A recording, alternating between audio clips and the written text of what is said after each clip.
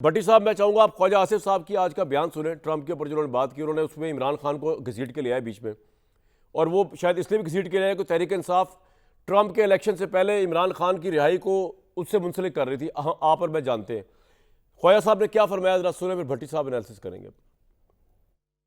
3-4 वो हमले कर चुके हैं इस्लामाबाद के ऊपर। अब एक नए हमले की ईद के बाद तैयारी कर रहे हैं। मुफाहमत की सियासत वहाँ पे होती है जहाँ पे दूसरा फरीक जो है हमलावर ना हो। जब कोई दूसरा फरीक हमलावर हो रहा हो तो फिर आपको मुफाहमत की सियासत करनी चाहिए। दहशतगर्दी का कुछ जिम्मेदारी खुद भी तो उठाए ना। कुछ जिरगा कर रहे हैं, बाकी कुछ भी नहीं कर रहे। बाकी तो वो इक़्तिदार की जंग लड़ रहे हैं इमरान खान की। वो दहशतगर्दी के खिलाफ तो कतई तौर पर जीरो उनकी परफॉर्मेंस है। सबसे पहले तो इंक्वायरी होनी चाहिए जो पेशावर में हुकूमत बैठी हुई है। बाकी तो इंक्वायरियाँ बाद में होंगी कि वो इनके साथ हैं या वफाक के साथ। पहले यहाँ पे खत लिखते रहे हैं, खतूतबाजी जो है यहाँ पे होती रही है। अब उन्होंने उसको बैनुल अक़वामी दर्जा दे दिया है। जो पहले खतूत का हशर हुआ है वही इन खतूत का भी हशर होगा।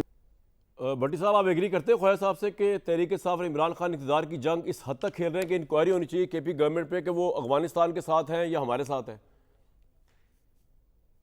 या दूसरों के साथ है या हमारे साथ? पहली बात तो ये भाईजान कि आपको मुबारकबाद हो, आपको दोनों हाथों से मुबारकबाद कि ये एक लायानी, बेमानी, बेमकसद किस्म का, पता नहीं ख्वाजा साहब क्या गुफ्तगू कर रहे थे और उनका कहने का मकसद क्या था, या इसमें कोई नई बात थी कि जो आप मुझे सुना रहे थे कि ये ख्वाजा साहब पाकिस्तान तहरीक इंसाफ के वाइस चेयरमैन हैं और आज इन्होंने कह दिया है कि पाकिस्तान तहरीक इंसाफ जो है वो इक़्तिदार की जंग से खेल रही है। तो बड़ा एक कमाल का बयान है, कमाल का बयान। और ख्वाजा साहब रोज़ाना पता नहीं इतनी बातें करते हैं कि उनको खुद भी याद नहीं रहता कि पता नहीं मैंने कौन सी क्या बात कर दी है और क्या करनी थी क्या कर दी है। इमरान खान तो इक़्तिदार की जंग लड़ रहा है, लेकिन ये जो है ना, ये साधु लोग हैं। ये सारे जंग कभी जड़ी बूटियाँ लगा रहे हैं जंगल में। ये 8 फरवरी 2024 को इन्होंने कौम के वसी तर मफाद में जो है ये पूरी पाकिस्तान में दरख्त लगाए थे, और फिर 26वीं आईनी तरमीम के ज़रिए इन्होंने पूरे लॉन्स पाकिस्तान के ग्रीन बनाए। फिर उसके बाद पीका कानून के तहत इन्होंने पूरी ग्रीन एरिया बनाई।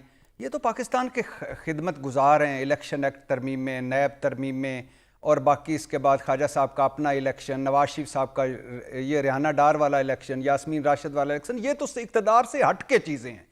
ये तो कोई पहुँचे हुए बुज़ुर्ग हैं, इनके वजूद मुबारक जो है हमारे लिए बड़ा खुशबख्ती का अलामत है। मैं तो अक्सर सोचता हूँ ख्वाजा साहब को देख के कि इनके बयान सुनूँ या इनसे पानी दम कराऊँ, ताकि मैं वो पानी दम करा के रखूँ ताकि हमें भी वो कोई शिफा यहाँ तक पहुँचे। यानी किन लोगों से आप हमारे वास्ते पड़े हुए हैं? कौन लोग हैं जो ये मुसल्लत हैं? कब से मुसल्लत हैं? और कब से एक लायानी, बेमानी, बेमकसद बातें किए जा रहे हैं? और तब तक करते रहेंगे। भाई छोड़ दो इमरान खान को, इस पे गौर करो कि आलमी दहशतगर्दी इंडेक्स में पाकिस्तान दूसरे नंबर पर। Are you saying release Imran Khan?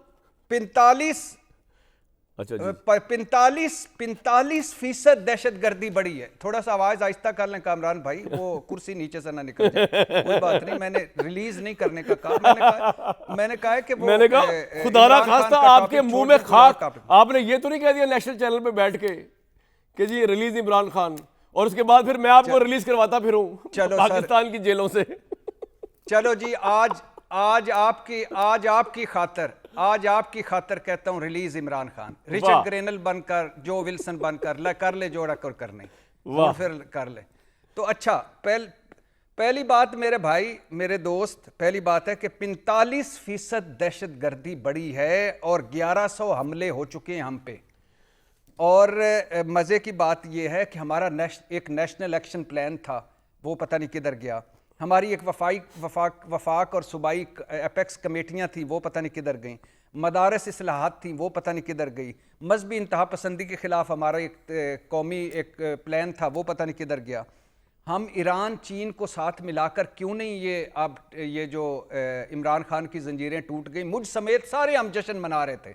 Karzai चला गया और अशरफ गनी चला गया, साड़ी हुकूमत आ गई अफगानिस्तान में। हुण साड़ियाँ मौजां ही मौजां, वो मौजां उन्हें करा दित्तियां ने, और हर रोज़ फौजी शहीद हो रहे हैं, हर रोज़ हमले हो रहे हैं, हर रोज़ मस्जिदों और इफ्तारियों के वक्त।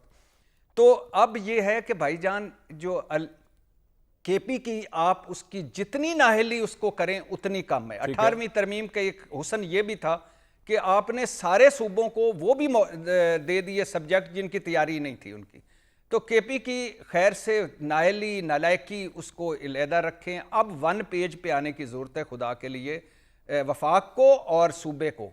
और दहशतगर्दी और मईशत, ये दो ऐसी चीज़ें हैं जिन पे सियासत नहीं करनी चाहिए, इस पे मुल्क का सोचना चाहिए। राइट सर, पॉइंट आ और गया। आगे आप ये जो आगे दो जुमले, ये जो कल तहरीक इंसाफ नारे मार रही थी, ट्रंप साडा शेर है बाकी हेर फेर है, आज हुकूमत उल्टी लुड़ियां पा रही है, ट्रंप साडा शेर है बाकी हेर फेर है। ठीक भाई ट्रंप साहब को देखकर ट्रंप साहब का शुक्रिया से भी डरो और ट्रंप साहब की महाजरत से भी डरो और गुस्से से भी डरो, और शहबाज शरीफ साहब और यूक्रेन के सदर को फ़ोन करके ज़रा अगले लाएअमल तय कर ले। यार यहाँ पे भी आपने शहबाज शरीफ साहब को नहीं छोड़ा।